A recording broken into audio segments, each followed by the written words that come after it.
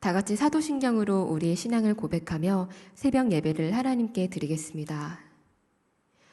전능하사 천지를 만드신 하나님 아버지를 내가 믿사오며 그 외아들 우리 주 예수 그리스도를 믿사오니 이는 성령으로 잉태하사 동정녀 마리아에게 나시고 본디오 빌라도에게 고난을 받으사 십자가에 못 박혀 죽으시고 장사한 지 사흘 만에 죽은 자 가운데서 다시 살아나시며 하늘에 오르사 전능하신 하나님 우편에 앉아 계시다가 저리로서 산자와 죽은 자를 심판하러 오시리라. 성령을 믿사오며 거룩한 공회와 성도가 서로 교통하는 것과 죄를 사하여 주시는 것과 몸이 다시 사는 것과 영원히 사는 것을 믿사옵나이다. 아멘.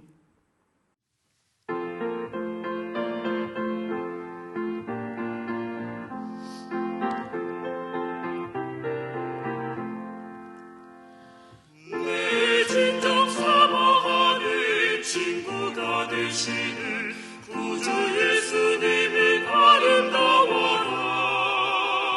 산 밑에 백합하여 빛나는 새벽별 주님 평안할 길 아주 없도다.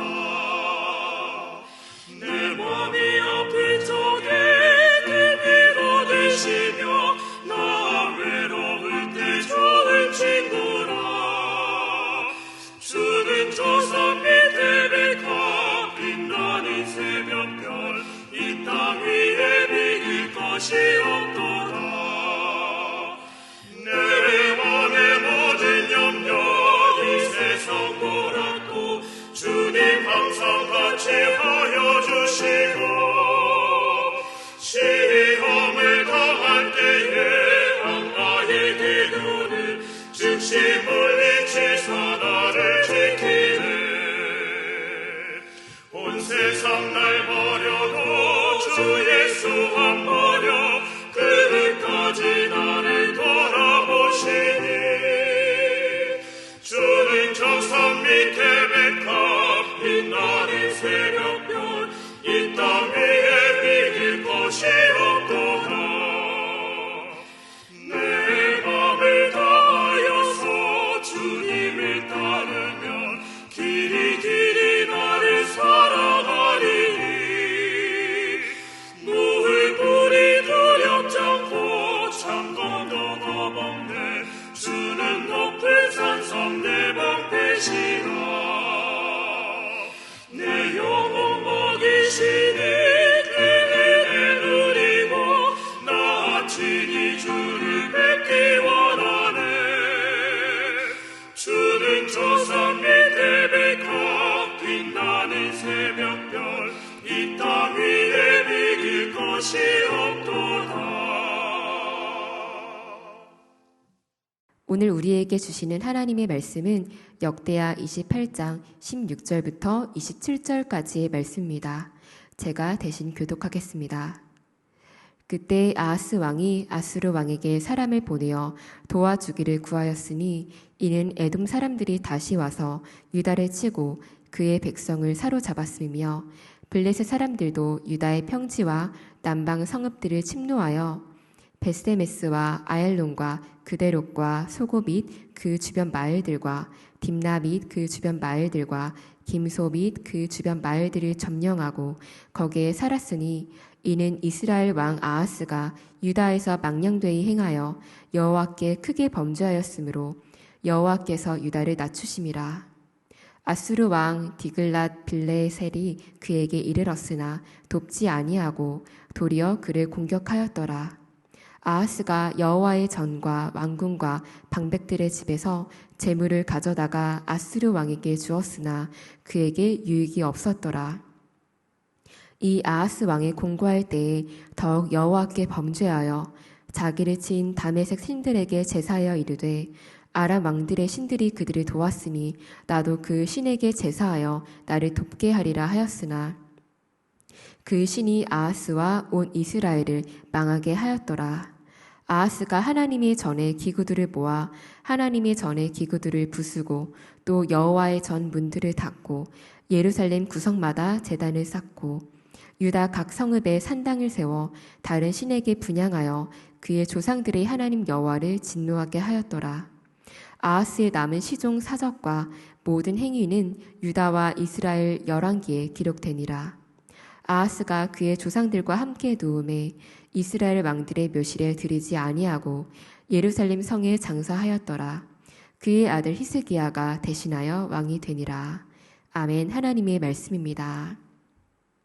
하나님 아버지, 저희가 주님의 음성을 사모하는 마음으로 이 새벽 예배 자리에 나왔습니다.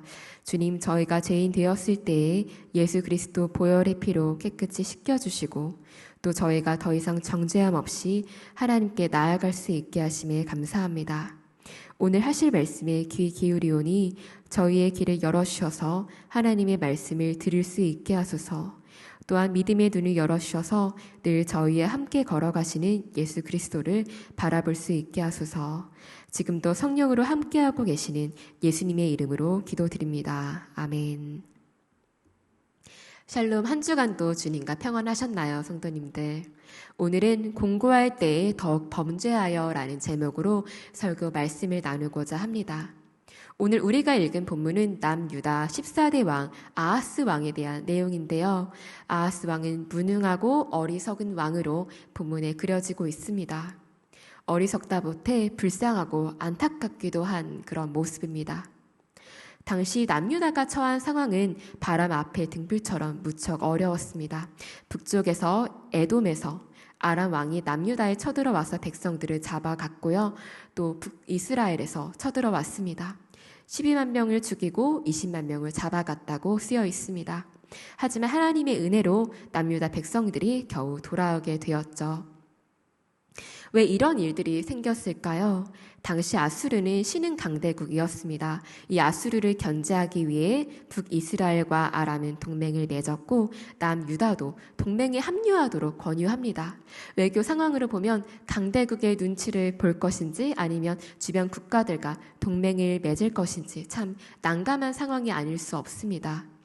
이때 남유다는 동맹을 맺지 않고 오히려 아수르 편에 섰습니다. 열왕기하 16장을 보면 아하스는 아수르 왕에게 이렇게 말합니다. 나는 당신의 종이며 당신의 아들입니다. 아람 왕과 이스라엘 왕이 나를 공격하고 있으니 올라와 나를 그들의 손에서 구해 주십시오 하고 말합니다. 아수르에게 구원을 요청하는 것, 손을 뻗는 것, 이것이 바로 아하스의 외교 정책이었습니다. 그러자 동맹군은 남유다를 침략하고자 했습니다. 바람의 나무가 흔들리듯 이때 아하스는 두려워합니다. 그때 하나님이 이사야를 보내셔서 말씀하시죠. 그들이 유다를 이기지 못할 것이며 오히려 아수르에게 망할 것이다 라고요. 하지만 아하스는 이때 하나님의 말씀을 의지하고 믿고 신뢰하지 않습니다. 오히려 아수르에게 원조를 구합니다. 그리고 아수르가 요청을 수락하는데요. 아수르가 동맹군을 치기 전에 동맹군이 먼저 유다를 침입하는 상황이 벌어집니다. 이것이 바로 오늘 역대하 말씀의 내용입니다. 어쩌면 상황을 보았을 때 운이 안 좋거나 또 주변 국가들과 연맹을 맺는 게 나은 선택이었을지도 모르겠습니다. 그런데 역대기 저자는 이 상황에 대해서 명료하고 확실하게 설명해 줍니다. 19절 말씀입니다. 이는 이스라엘 왕 아하스가 유다에서 망령되이 행하여 여호와께 크게 범죄하였으므로 여호와께서 유다를 낮추심이라. 아멘. 여호와 하나님이 보시기에 악한 일을 저지르며 하나님을 배반하고 저버리고 떠났기 때문입니다. 저자는 이 사실을 명확하게 우리에게 말하고 있습니다. 주변 나라들이 아니라 하나님께서 아하스 왕을 남유다를 치셨다고 얘기하고 있습니다. 그런데 이 구절을 보면 조금 의아한 구석이 있는데요. 저자는 아하스를 남유다가 아니라 이스라엘 왕이라고 말했습니다. 잘못 적은 것일까요? 왜 대체 이스라엘 왕이라고 했을까요? 위에 1, 2절에서는 이렇게 말하고 있죠. 이것도 한번 제가 읽어보겠습니다. 그의 조상 다윗과 같지 아니하여 여호와 보시기에 정직하게 행하지 아니하고 이스라엘 왕들의 길로 행하여 바알들의 우상을 부어 만들고. 아멘. 아하스는 북이스라엘의 왕들과 다를 바 없던 그런 모습을 보였습니다. 그는 조상 다윗의 길이 아니라 북이스라엘이 했던 하나님을 저버리는 길을 선택했습니다. 아버지 요담은 여호와 앞에서 올바르게 살아갔지만 아하스는 어떻게 살아가야 되는지 아버지에게 배우지 않았습니다. 북이스라엘이 했던 대로 바알 우상을 섬기는 죄들을 저질렀죠. 그리고 이뿐만이 아닙니다. 3, 4절을 보면요. 우상에게 분향하고 자신의 아들까지 제물로 바칩니다. 자녀를 제물로 바치는 것은 가나안 지역에서 우상을 섬겼던 악한 관습입니다. 하나님은 이것을 엄격하게 금하셨습니다. 그런데 아하스는 유다왕 최초로 이러한 죄를 짓습니다. 성경에서 이름은 그 사람의 정체성을 나타내는 말입니다. 그 예로 아브라함을 우리가 볼 수 있죠. 하나님은 아브라함을 아브라함으로 바꾸시며 여러 민족의 아버지가 될 것이라고 말하십니다. 그런데 여기서 아하스를 이스라엘 왕이라고 칭한 이유를 우리가 생각해 보게 됐는데요. 아하스는 다윗의 자손으로서 정체성을 잃어버렸습니다. 하나님의 앞에서 정직하게 행하며 여호와의 길을 따라갔던 다윗의 자손의 정체성을 잃어버렸습니다. 그렇게 하나님은 아하스가 낮아지게 하셨고 아하스와 남유다 백성들이 다시 하나님을 찾고 돌아오기를 간절히 바라셨던 것입니다. 하나님의 낮추심은 단순히 심판이 아닙니다. 절망이 아닙니다. 회복으로 초대하는 것입니다. 그런데 우리는 이어서 절망적이고 또 놀라운 사실을 보게 됩니다. 21절입니다. 아하스가 여호와의 전과 왕궁과 방백들의 집에서 재물을 가져다가 아수르 왕에게 주었으나 그에게 유익이 없었더라. 아멘. 아하스가 여호와의 성전에서 왕궁에서 신하들의 집에서 온갖 값진 물건들을 모아다가 아수르 왕에게 가져다 줍니다. 제발 우리에게 와서 도와달라고 말하는 것입니다. 그런데 유익이 전혀 없었다고 이야기하고 있습니다. 사실 열왕기하 내용을 보면 아예 돕지 않은 것은 아닙니다. 아수르는 남유다를 괴롭히던 나라들을 진멸합니다. 하지만 남유다 또한 성읍들을 빼앗기고 조공을 바쳐야 했습니다. 그렇기에 전혀 유익이 없었다고 역대하 저자는 하나님은 말하고 있는 것입니다. 아수르는 원래부터 남유다와 주변 나라들에 쳐들어오고자 했습니다. 그런데 아하스의 요청이 명분이 되었던 거죠. 그래서 일찍이 전쟁을 벌인 것뿐입니다. 아하스는 신흥 강대국 아수르와 아수르 왕을 의지하여서 이 나라의 어려운 상황들을 돌파하고자 했습니다. 하지만 돌아온 것은 배신뿐이었습니다. 도리어 더 절망의 길로 가게 되었습니다. 그래서 아하스는 다시 하나님께 소망을 두고 의지했을까요? 아닙니다. 22절을 같이 보시겠습니다. 이 아하스 왕이 곤고할 때에 더욱 여호와께 범죄하여. 아멘. 오늘 설교 제목에 등장하는 구절인데요. 이 구절을 보며 참 마음이 아팠습니다. 이렇게 곤고할 때 하나님을 바라보았다면 참 좋았을 텐데 다시 하나님을 의지하며 이제라도 구원을 요청하면 좋았을 텐데 아하스는 전혀 그러지 않았습니다. 이번에는 다메섹 신들을 찾습니다. 아하스는 아수르 왕을 만나러 갔다가 다메섹에 가게 되는데요. 거기 있는 제단을 보게 됩니다. 그리고 그들이 섬기는 우상을 우리도 함께 섬겨보자는 생각을 하게 됩니다. 아수르가 강대한 이유는 어쩌면 그 우상들일지도 모르겠다는 생각을 하게 된 것입니다. 그래서 이 제단을 그대로 제사장에게 얘기해서 만들게 하죠. 아하스는 예루살렘 길목마다 우상의 제단을 세웠고 성마다 우상에게 분향할 산당을 만들었습니다. 그리고 여호와의 성전에 있는 기구들을 모조리 버리고 성전 문을 닫습니다. 남유다는 이제 여호와 하나님으로부터 완전히 돌아섰습니다. 이 모습을 보면서 우리는 리더를 참 잘 만나야겠다는 생각을 하게 됩니다. 아하스 왕 한 사람의 잘못된 선택으로 남유다는 더욱 하나님께로부터 멀어지는 길을 선택하고 걷게 되었습니다. 그리고 하나님은 그런 아하스를 자신의 죄에 내버려 두시고 죽었을 때 이스라엘 왕들의 무덤에 안치되지 않도록 하셨습니다. 성도 여러분, 이 말씀을 보며 이 아하스와 남유다의 모습을 보며 우리는 무엇을 느끼고 깨달을 수 있겠습니까?